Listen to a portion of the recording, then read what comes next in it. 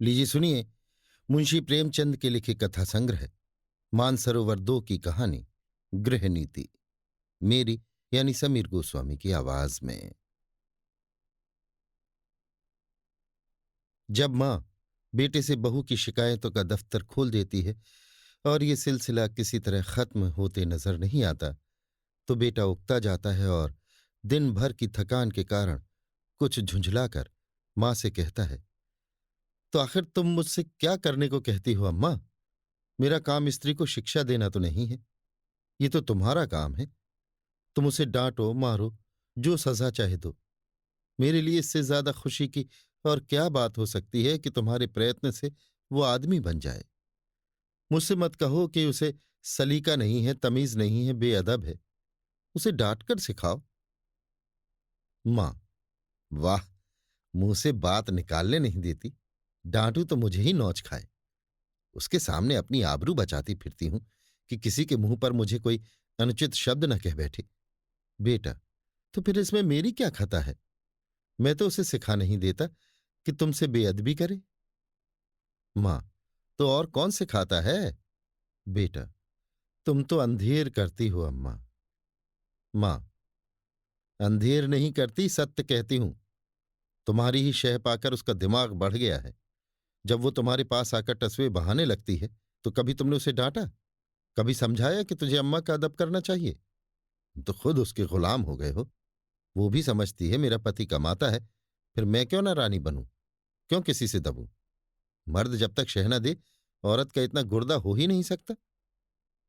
बेटा, तो क्या मैं उससे कह दूं कि मैं कुछ नहीं कमाता, बिल्कुल निखट्टू हूं? क्या तुम समझती हो तब वो मुझे जलील न समझेगी? हर एक पुरुष चाहता है कि उसकी स्त्री उसे कमाऊ योग्य तेजस्वी समझे, और सामान्यतः वो जितना है उससे बढ़कर अपने को दिखाता है। मैंने कभी नादानी नहीं की, कभी स्त्री के सामने डींग नहीं मारी, लेकिन स्त्री की दृष्टि में अपना सम्मान खोना तो कोई भी न चाहेगा। मां, तुम कान लगाकर और ध्यान देकर और मीठी मुस्कुराहट के साथ उसकी बात सुनोगे तो वो क्यों ना शेर होगी? तुम खुद चाहते हो कि स्त्री के हाथों मेरा अपमान कराओ। मालूम नहीं मेरे किन पापों का तुम मुझे ये दंड दे रहे हो। किन अरमानों से कैसे कैसे कष्ट झेल कर मैंने तुम्हें पाला। खुद नहीं पहना, तुम्हें पहनाया। खुद नहीं खाया, तुम्हें खिलाया। मेरे लिए तुम उस मरने वाले की निशानी थे और मेरी सारी अभिलाषाओं के केंद्र। तुम्हारी शिक्षा पर मैंने अपने हजारों के आभूषण होम कर दिए। विधवा के पास दूसरी कौन सी निधि थी? इसका तुम मुझे ये पुरस्कार दे रहे हो? बेटा, मेरी समझ में नहीं आता है कि आप मुझसे क्या चाहती हैं। आपके उपकारों को मैं कब मेट सकता हूं? आपने मुझे केवल शिक्षा नहीं दिलाई, मुझे जीवन दान दिया, मेरी सृष्टि की। अपने गहने ही होम नहीं किए, अपना रक्त तक पिलाया। अगर मैं 100 बार अवतार लूं तो भी इसका बदला नहीं चुका सकता। मैं अपनी जान में आपकी इच्छा के विरुद्ध कोई काम नहीं करता। यथासाध्य आपकी सेवा में कोई बात उठा नहीं रखता। जो कुछ पाता हूं लाकर आपके हाथों पर रख देता हूं, और आप मुझसे क्या चाहती हैं और मैं कर ही क्या सकता हूं? ईश्वर ने हमें और आपको और सारे संसार को पैदा किया, उसका हम उसे क्या बदला दे सकते हैं? उसका नाम भी तो नहीं लेते, उसका यश भी तो नहीं गाते। इससे क्या उसके उपकारों का भार कुछ कम हो जाता है? मां के बलिदानों का प्रतिशोध कोई बेटा नहीं कर सकता, चाहे वो भूमंडल का स्वामी ही क्यों ना हो। ज्यादा से ज्यादा मैं आपकी दिलजोई ही तो कर सकता हूं, और मुझे याद नहीं आता कि मैंने कभी आपको असंतुष्ट किया हो। मां, तुम मेरी दिलजोई करते हो। तुम्हारे घर में मैं इस तरह रहती हूं जैसे कोई लौंडी। तुम्हारी बीबी कभी मेरी बात भी नहीं पूछती। मैं भी कभी बहू थी। रात को घंटे भर सास की देह दबाकर, उनके सिर में तेल डालकर, उन्हें दूध पिलाकर तब बिस्तर पर जाती थी। तुम्हारी स्त्री 9 बजे अपनी किताबें लेकर अपनी सहंची में जा बैठती है, दोनों खिड़कियां खोल लेती है और मजे से हवा खाती है। मैं मरूं या जीऊं, उससे मतलब नहीं। इसीलिए मैंने तुम्हें पाला था। बेटा, तुमने मुझे पाला था तो ये सारी सेवा मुझसे लेनी चाहिए थी, मगर तुमने मुझसे कभी नहीं कहा। मेरे अन्य मित्र भी हैं, उनमें भी मैं किसी को मां की देह में मुक्कियां लगाते नहीं देखता। आप मेरे कर्तव्य का भार मेरी स्त्री पर क्यों डालती हैं? यूं अगर वो आपकी सेवा करे तो मुझसे ज्यादा प्रसन्न और कोई ना होगा। मेरी आंखों में उसकी इज्जत दूनी हो जाएगी। शायद उससे और ज्यादा प्रेम करने लगूं। लेकिन अगर वो आपकी सेवा नहीं करती तो आपको उससे अप्रसन्न होने का कोई कारण नहीं है। शायद उसकी जगह मैं होता तो मैं भी ऐसा ही करता। सास मुझे अपनी लड़की की तरह प्यार करती तो मैं भी उसके तलुए सहलाता। इसलिए नहीं कि वो मेरे पति की मां होती, बल्कि इसलिए कि वो मुझसे मातृवत स्नेह करती। मगर मुझे खुद ये बुरा लगता है कि बहू सास के पांव दबाए। कुछ दिन पहले स्त्रियां पति के पांव दबाती थी। आज भी उस प्रथा का लोप नहीं हुआ है। लेकिन मेरी पत्नी मेरे पांव दबाए तो मुझे गिलानी होगी। मैं उससे कोई ऐसी खिदमत नहीं लेना चाहता जो मैं उसकी भी ना कर सकूं। ये रस्म उस जमाने की यादगार है जब स्त्री पति की लौंडी समझी जाती थी। अब पत्नी और पति दोनों बराबर हैं। कम से कम मैं ऐसा ही समझता हूं। मां, वही तो मैं कहती हूं कि तुम्ही ने उसे ऐसी ऐसी बातें पढ़ाकर शेर कर दिया है। तुम ही मुझसे बैर साध रहे हो। ऐसी निर्लज्ज, ऐसी बदजबान, ऐसी टर्री फूहर छोकड़ी संसार में ना होगी। घर में अक्सर मोहल्ले की बहनें मिलने आती रहती हैं। ये राजा की बेटी न जाने किन गवारों में पली है कि किसी का आदर सत्कार नहीं करती, कमरे से निकलती तक नहीं। कभी कभी जब वो खुद उसके कमरे में चली जाती हैं तो भी ये गधी चारपाई से नहीं उठती, प्रणाम तक नहीं करती। चरण छूना तो दूर की बात है। बेटा, वो देवियां तुमसे मिलने आती होंगी। तुम्हारे और उनके बीच में न जाने क्या बातें होती हों। अगर तुम्हारी बहू बीच में आ कूदे तो मैं उसे बदतमीज कहूंगा। कम से कम मैं तो कभी पसंद न करूंगा कि जब मैं अपने मित्रों से बात कर रहा हूं तो तुम या तुम्हारी बहू वहां आकर खड़ी हो जाए। स्त्री भी अपनी सहेलियों के साथ बैठी हो तो मैं वहां बिना बुलाए न जाऊंगा। ये तो आजकल का शिष्टाचार है।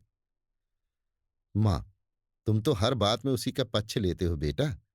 ना जाने उसने कौन सी जड़ी सुंघा दी है तुम्हें। ये कौन कहता है कि वो हम लोगों के बीच में आ कूदे। लेकिन बड़ों का उसे कुछ तो आदर सत्कार करना ही चाहिए। बेटा, किस तरह? मां, जाकर अंचल से उनके चरण छुए, प्रणाम करे, पान खिलाए, पंखा झले। इन्हीं बातों से बहू का आदर होता है। लोग उसकी प्रशंसा करते हैं। नहीं, सबकी सब यही कहती होंगी कि बहू को घमंड हो गया है, किसी से सीधे मुंह बात तक नहीं करती। बेटा, विचार करके, हाँ, ये अवश्य उसका दोष है। मैं उसे समझा दूंगा। मां, प्रसन्न होकर, तुमसे सच कहती हूं बेटा, चारपाई से उठती तक नहीं।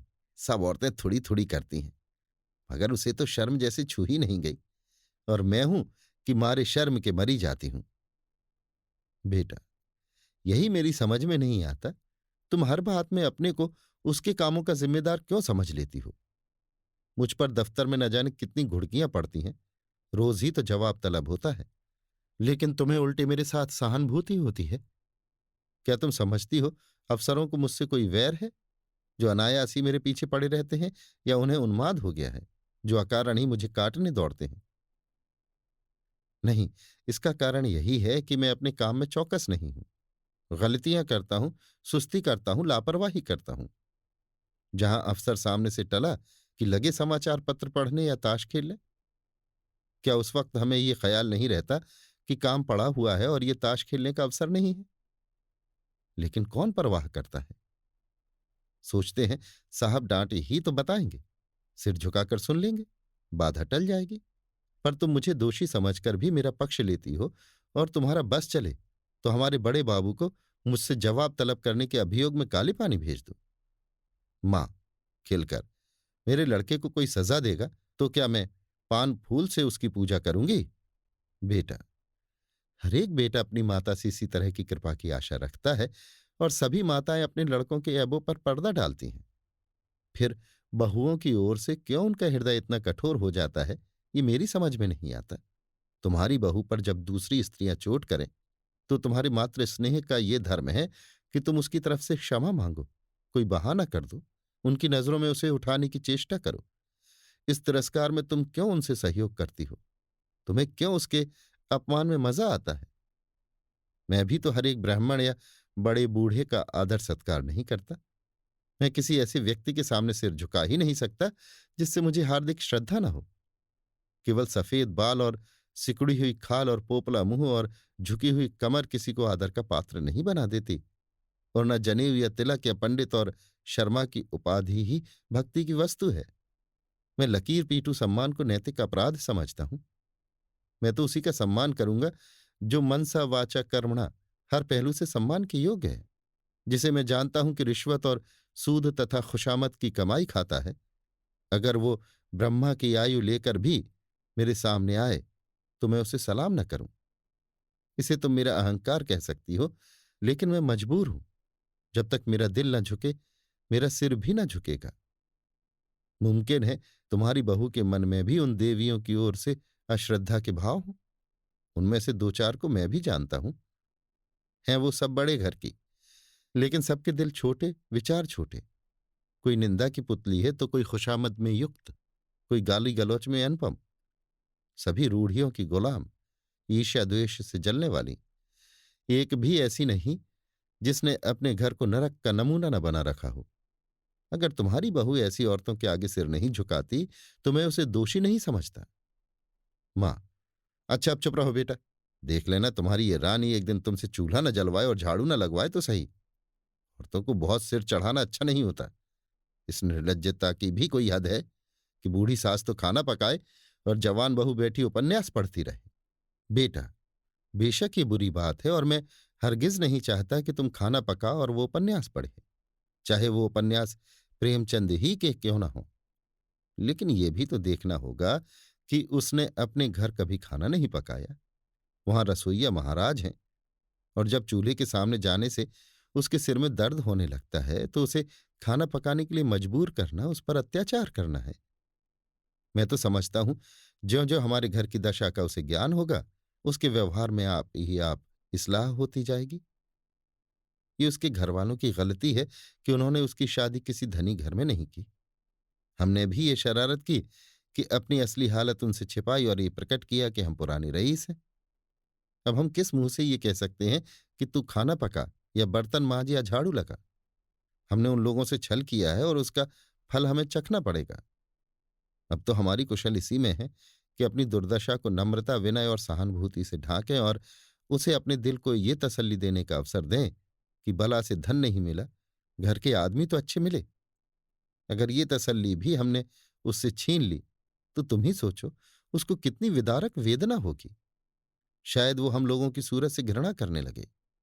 मां, उसके घर वालों को 100 दफे गरज थी तब हमारे यहां ब्याह किया। हम कुछ उनसे भीख मांगने गए थे। बेटा, उनको अगर लड़की की गरज थी तो हमें धन और कन्या दोनों की गरज थी। मां, यहां के बड़े बड़े रईस हमसे नाता करने को मुंह फैलाए हुए थे।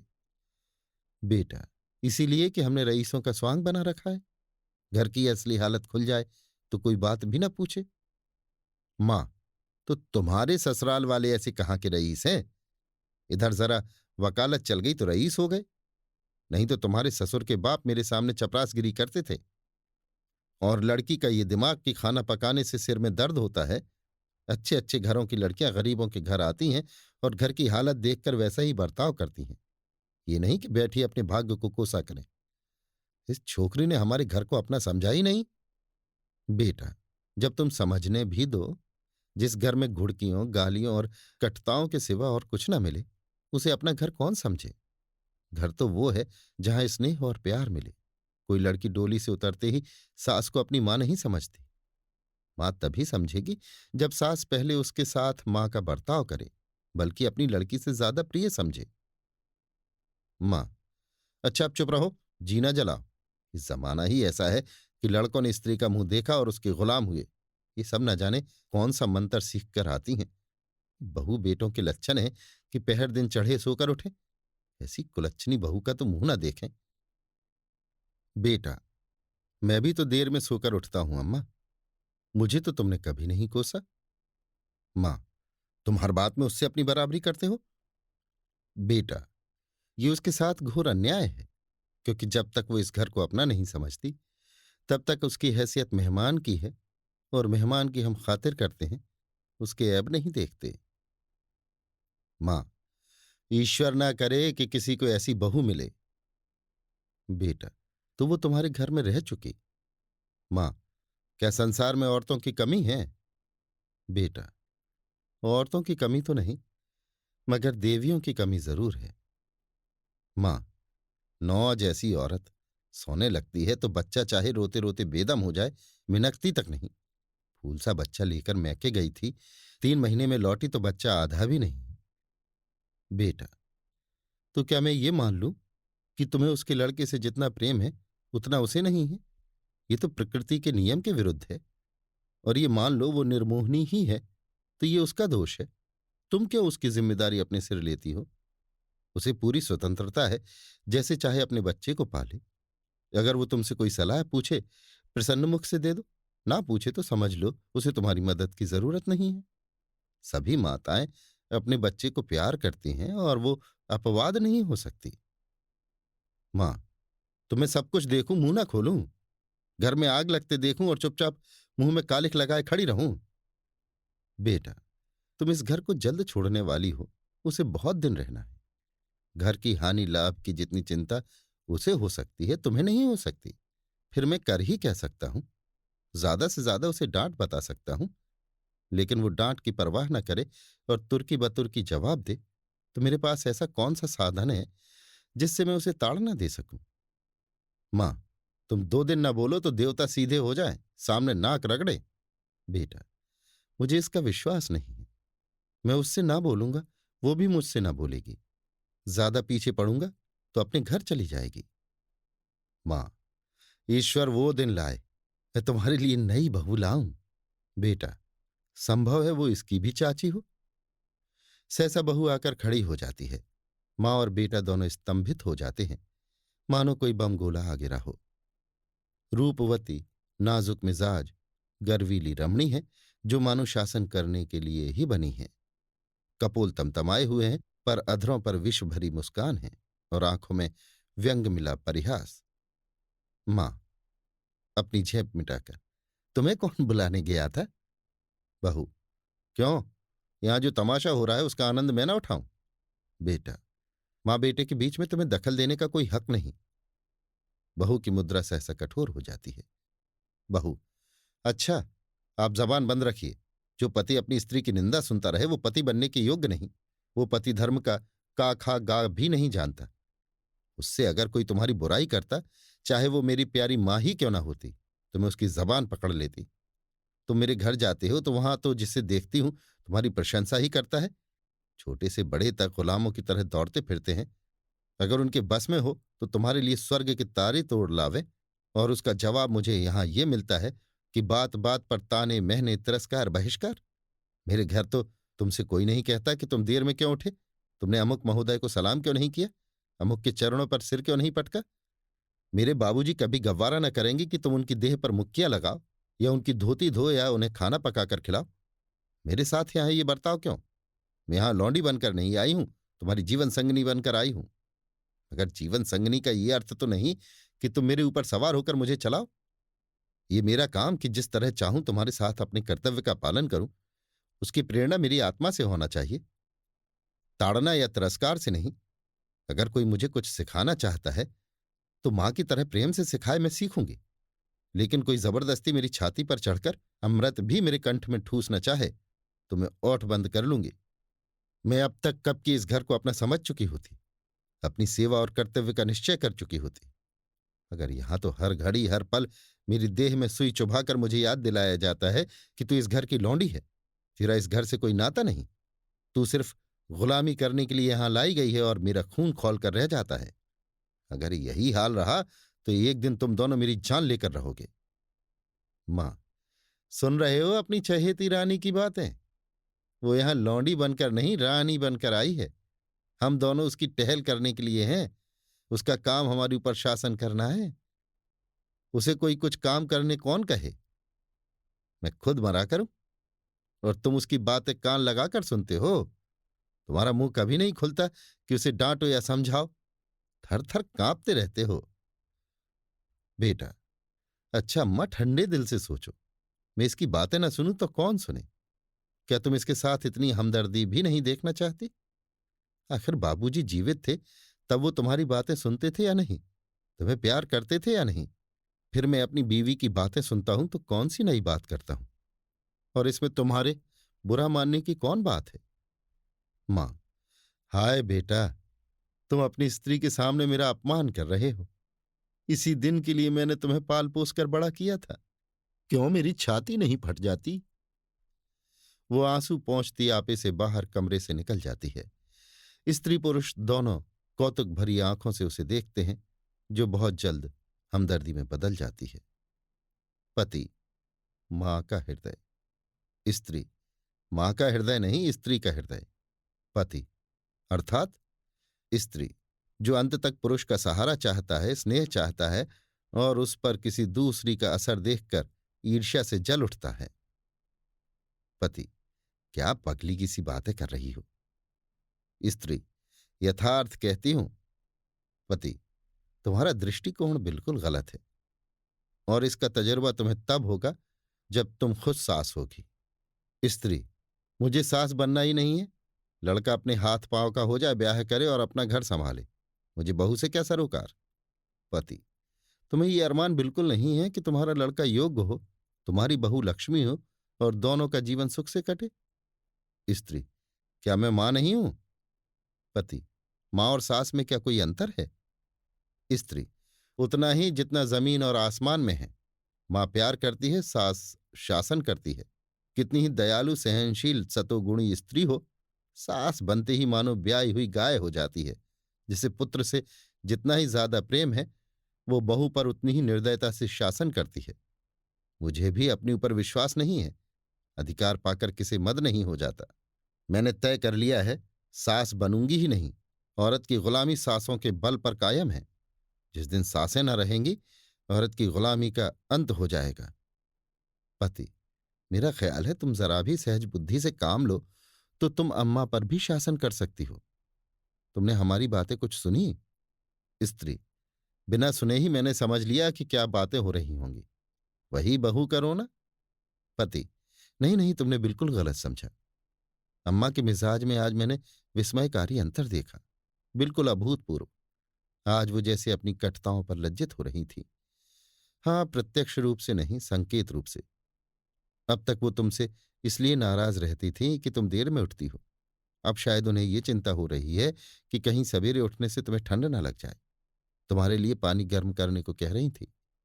स्त्री, प्रसन्न होकर, सच? पति, हाँ, मुझे तो सुनकर आश्चर्य हुआ। स्त्री, तो अब मैं मुंह अंधेरे उठूंगी? ऐसी ठंड क्या लग जाएगी? लेकिन तुम मुझे चकमा तो नहीं दे रहे हो? पति, अब इस बदगुमानी का क्या इलाज? आदमी को कभी कभी अपने अन्याय पर खेद तो होता ही है। स्त्री, तुम्हारे मुंह में घी शक्कर। अब मैं गजरदम उठूंगी। वो बेचारी मेरे लिए क्यों गर्म पानी करेंगी? मैं खुद गर्म कर लूंगी। आदमी करना चाहे तो क्या नहीं कर सकता। पति, मुझे उनकी बात सुनकर ऐसा लगता था जैसे किसी देवी आदेश ने उनकी आत्मा को जगा दिया हो। तुम्हारे अल्हड़पन और चपलता पर कितना भन्नाती हैं।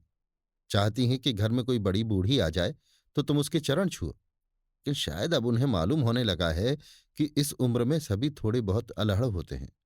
शायद उन्हें अपनी जवानी याद आ रही है। कहती थी, यही तो शौक सिंगार पहनने ओढ़ने खाने खेलने के दिन थे। बूढ़ियों का तो दिन भर तांता लगा रहता है। कोई कहाँ तक उनके चरण छुए और क्यों छुए? ऐसी कहाँ की बड़ी देवियां हैं? स्त्री, मुझे तो हर्षोन्माद हुआ चाहता है। पति, मुझे तो विश्वास ही ना आता था। स्वप्न देखने का संदेह हो रहा था। स्त्री, अब आई है राह पर। पति, कोई देवी प्रेरणा समझो। स्त्री, मैं कल से ठेठ बहू बन जाऊंगी। किसी को खबर भी ना होगी कि कब अपना मेकअप करती हूं।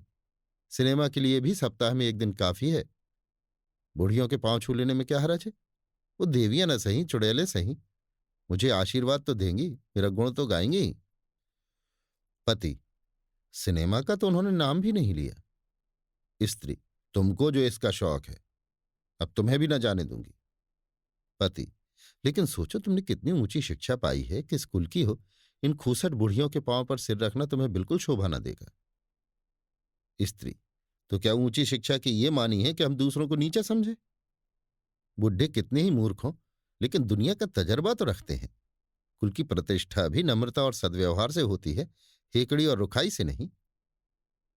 पति, मुझे तो यही ताज्जुब होता है कि इतनी जल्द इनकी काया पलट कैसे हो गई। अब इन्हें बहुओं का सास के पांव दबाना या उनकी साड़ी धोना या उनकी देह में मुक्कियां लगाना बुरा लगने लगा है। कहती थी, बहू कोई लौंडी थोड़ी ही है कि बैठी सास का पांव दबाए। स्त्री, मेरी कसम।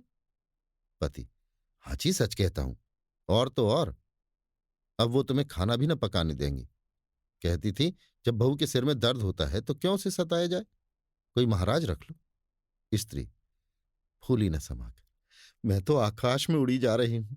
ऐसी सास के तो चरण धो धो कर पिए, मगर तुमने पूछा नहीं अब तक तुम क्यों उसे मार मार कर हकीम बनाने पर तुली रहती थी। पति, पूछा क्यों नहीं, भला मैं छोड़ने वाला था। बोली, मैं अच्छी हो गई थी, मैंने हमेशा खाना पकाया है, फिर वो क्यों ना पकाए। लेकिन अब उनकी समझ में आया है कि वो निर्धन बाप की बेटी थी, तुम संपन्न कुल की कन्या हो। स्त्री, अम्मा जी का दिल साफ है। पति, लेकिन तुमको उनकी पुरानी आदतों का तो ध्यान रखना ही होगा। स्त्री, इसे मैं क्षमा के योग्य समझती हूं। जिस जलवायु में हम पलते हैं उसे एक बारगी नहीं बदल सकते। जिन रूढ़ियों और परंपराओं में उनका जीवन बीता है उन्हें तुरंत त्याग देना उनके लिए कठिन है। वो क्या, कोई भी नहीं छोड़ सकता। वो तो फिर भी उदार हैं। तुम अभी महाराज मत रखो, खामोखा जेर बार क्यों होगे। जब तरक्की हो जाए तो महाराज रख लेना। अभी मैं खुद पका लिया करूंगी।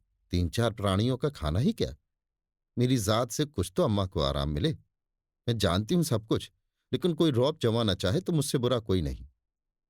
पति, मगर ये तो मुझे बुरा लगेगा कि तुम रात को अम्मा के पांव दबाने बैठो। स्त्री, बुरा लगने की कौन बात है। जब उन्हें मेरा इतना ख्याल है तो मुझे भी उनका लिहाज करना ही चाहिए। जिस दिन मैं उनके पांव दबाने बैठूंगी वो मुझ पर प्राण देने लगेंगी। आखिर बहू बेटे का कुछ सुख उन्हें भी तो हो। बड़ों की सेवा करने में हेठी नहीं होती। बुरा जब लगता है जब वो शासन करते हैं, और अम्मा मुझसे पांव दबवाएंगी थोड़ी, सेहत का यश मिलेगा। पति, अब तो अम्मा को तुम्हारी फिजूल खर्ची भी बुरी नहीं लगती। कहती थी, रुपए पैसे बहू के हाथ में दे दिया करो। स्त्री, चिढ़कर तो नहीं कहती थी। पति, नहीं नहीं, प्रेम से कह रही थी। उन्हें अब भय हो रहा है कि उनके हाथ में पैसे रहने से तुम्हें असुविधा होती होगी। तुम बार बार उनसे मांगते लजाती भी होगी और डरती भी होगी, और तुम्हें अपनी जरूरतों को रोकना पड़ता होगा। स्त्री, ना भैया, मैं ये जंजाल अपने सिर न लूंगी। तुम्हारी थोड़ी सी तो आमदनी है, कहीं जल्दी से खर्च हो जाए तो महीना कटना मुश्किल हो जाए। थोड़े में निर्वाह करने की विद्या उन्हीं को आती है। मेरी ऐसी जरूरतें ही क्या है। मैं तो केवल अम्मा जी को चढ़ाने के लिए उनसे बार बार रुपए मांगती थी। मेरे पास तो खुद 100-50 रुपए पड़े रहते हैं। बाबूजी का पत्र आता है तो उसमें 10-20 के नोट जरूर होते हैं, लेकिन अब मुझे हाथ रोकना पड़ेगा। आखिर बाबूजी कब तक देते चले जाएंगे, और ये कौन सी अच्छी बात है कि मैं हमेशा उन पर टैक्स लगाती रहूं। पति, देख लेना अम्मा अब तुम्हें कितना प्यार करती हैं। स्त्री, तुम भी देख लेना मैं उनकी कितनी सेवा करती हूं। पति, मगर शुरू तो उन्हीं ने किया। स्त्री, केवल विचार में, व्यवहार में आरंभ मेरी ही ओर से होगा। भोजन पकाने का समय आ गया, चलती हूं। आज कोई खास चीज तो न खाओगे। पति, तुम्हारे हाथों की रूखी रोटियां अभी पकवान का मजा देंगी। स्त्री, अब तुम नटखटी करने लगे।